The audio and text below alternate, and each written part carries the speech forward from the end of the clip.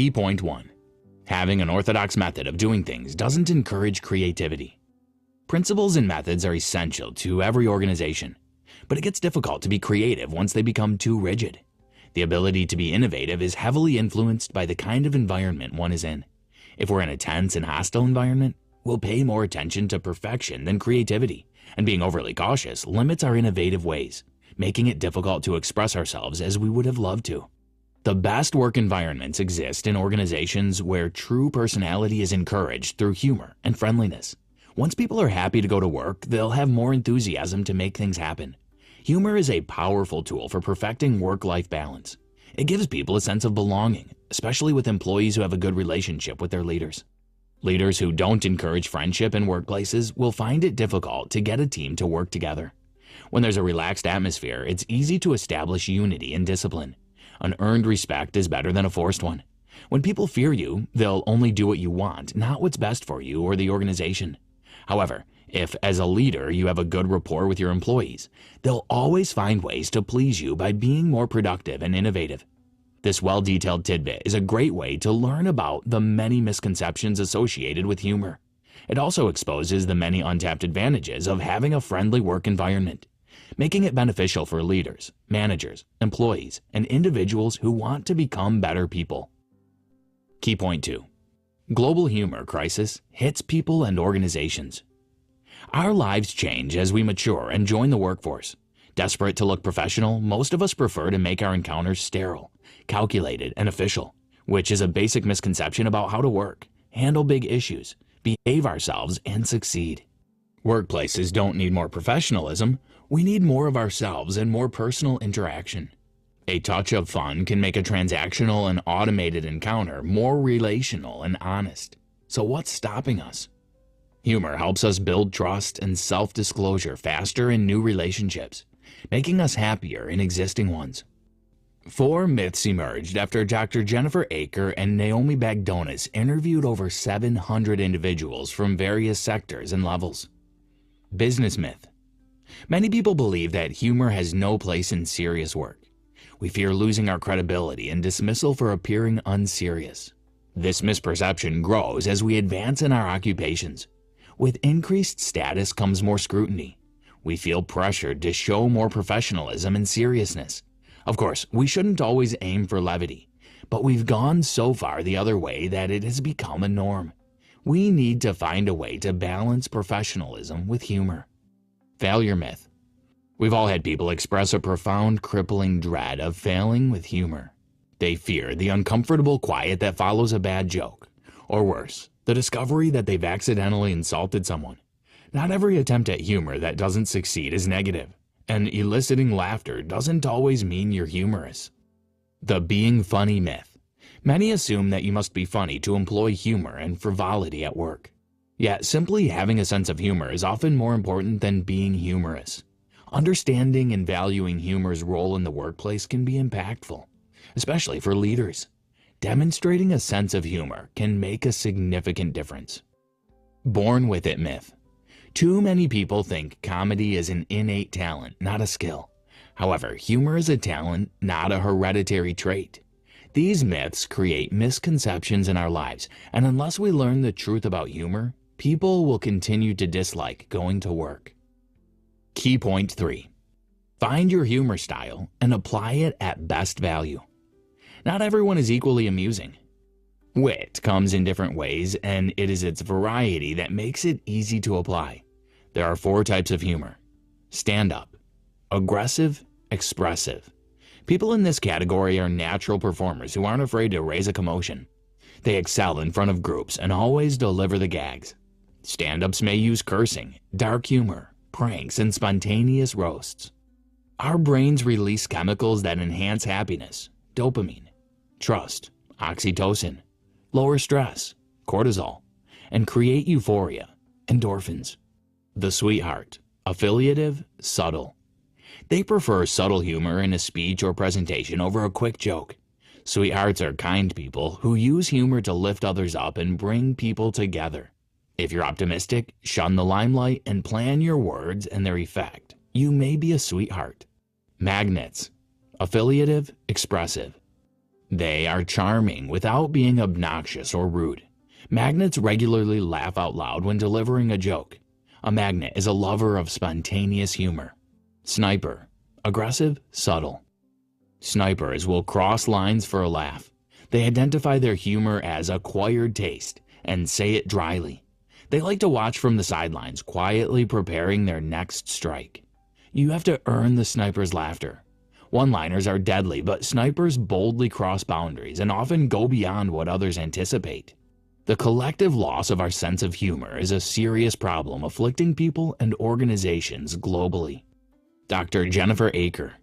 Using humor in business can help us increase power by elevating others' impressions of our rank and intellect and influencing their actions and decisions. Creativity by expanding our vision for novel opportunities and enabling the sharing of bold or unusual ideas. And resilience by aiding quicker recovery from difficulties through reducing immediate stress. Key point 4. Laughter lies in life's little oddities. To gain a deeper insight into the mechanics and trends of humor, consider analyzing a joke.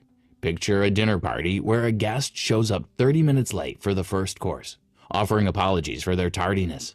"Sorry I'm late, I didn't want to come." Based on a couple of principles, this statement may be moderately amusing to you. Principle number 1. Humor is truth.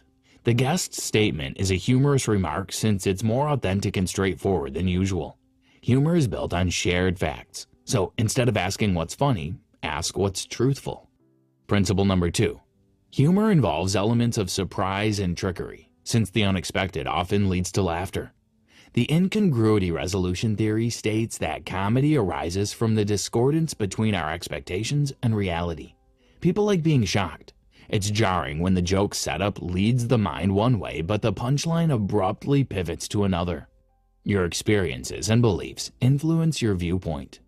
Tapping into your emotions is a good way to find humor from within. Turn your anger into a funny situation, and it'll help you and others cope better. You can free your mind of hate and sadness by sharing your emotions in a funny way. When you think about it, smiling and sharing things that make you happy has more power than you might think. You can do this by looking for things that make you happy and sharing them with others. Shared laughter doesn't just create closeness in the moment.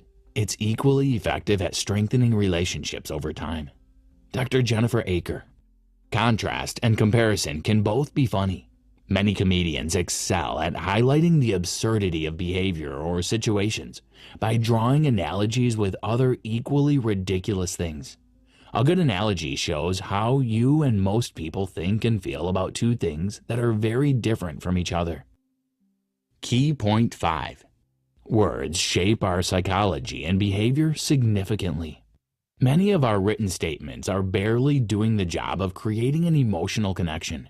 They're only getting information across, but they aren't connecting people with each other.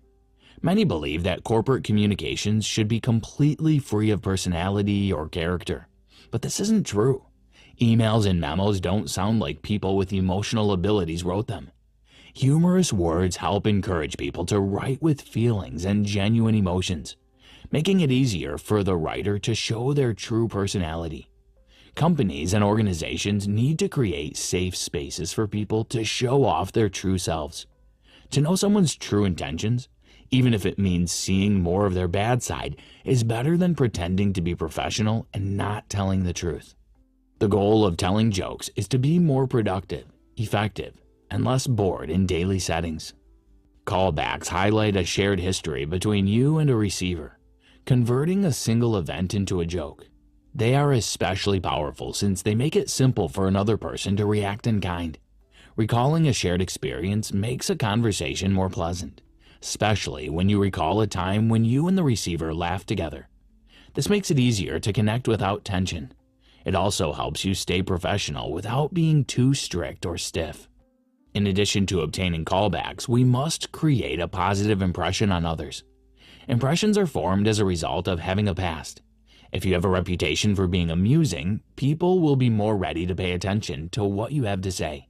However, we aren't always able to meet someone face-to-face to make a positive initial impression. Individuals often generate ideas about us before we ever enter a room with them. typically after doing a fast internet search. Consequently, it's increasingly vital for our online and offline presence to accurately reflect the image we wish to portray to others. Key point 6. Embracing humor in corporations drastically cuts leadership crises. Everyone desires a more pleasant, respected boss, yet a leader's apparent absence of these characteristics contributes to a commitment crisis. During an era where employee turnover has significantly increased compared to the past 10 years, costing companies billions, humor's impact on employee morale and hiring emerges as a relevant solution to a widespread, yet understated crisis impacting leaders and organizations around the world. There are 3 categories of characters that may contribute positively to the office's humor. Culture carriers, who excel in their performance and are both entertaining and highly esteemed in the company, have an innate ability for fun and playfulness. If nurtured and celebrated, they can be a secret asset in creating a lasting, pervasive culture of lightheartedness. Rebellious instigators take pleasure in challenging the boundaries. When a culture deviates from its intended path, indicators act as catalysts that spark defiance and playfulness. There will always be individuals in the organization who seem out of place, and if everyone were like them, not much would be accomplished. However, the culture needs some of these individuals because they provide a signal to the rest of us that it is normal to be unusual. Hidden gems are dependable, unheralded employees who exhibit surprising abilities. Hidden gems are high-achieving, diligent people that often go unnoticed due to their inspirational abilities, idiosyncrasies, and interests. Organizations always have the opportunity to discover special talents in their employees and achieve new levels of performance. Humor is sometimes perilous. It tests the boundaries of what is acceptable, and not everyone will agree on what's amusing or insulting. If humor becomes taunting, or if the manager makes an employee the object of their humor, the receiver may worry about bullying. Jokes that depend on stereotypes about race, gender, or sexuality are never appropriate. Power difference alters the interplay between suitable and offensive comedy. Mocking someone of a higher level might establish the humorist as a courageous truth-teller, while mocking someone of a lesser status constitutes bullying. If you violate these unwritten standards, apologize immediately. Did you know? According to a 2019 Gallup poll, over half of all Americans have quit a job to escape their management. Conclusion. The alienation of humor in corporate organizations has created a stiff and bland work atmosphere. There's little to no fun in many companies, and this happens because many people, especially leaders, believe that humor has no place in professional corporations.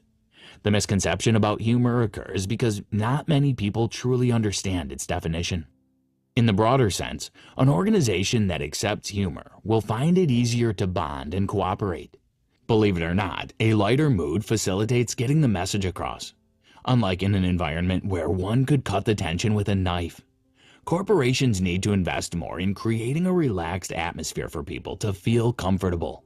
Productivity increases when people enjoy going to work, and one of the best ways to make people love their work is to create a friendly professional environment. Humor doesn't substitute for comedy, and you don't have to be funny to be humorous. What humor does is create a friendly atmosphere that enables people to be free and open-minded. Humor is about finding the right remarks and making friendly compliments. It helps diffuse a tense situation and gives people more reasons to be agile. A leader can encourage an employee without sounding too dismissive or nonchalant with a humorous remark. People need to stop seeing professionalism in an opposing way to humor. An environment where people can be themselves is the best place to boost productivity. Try this. As a leader, pay more attention to giving compliments than scolding your team members. Assist your team without pride, and have a detailed plan on how you can reward your workers for a job well done. Encourage awards and bonuses, and make sure you develop a personal relationship with your workers.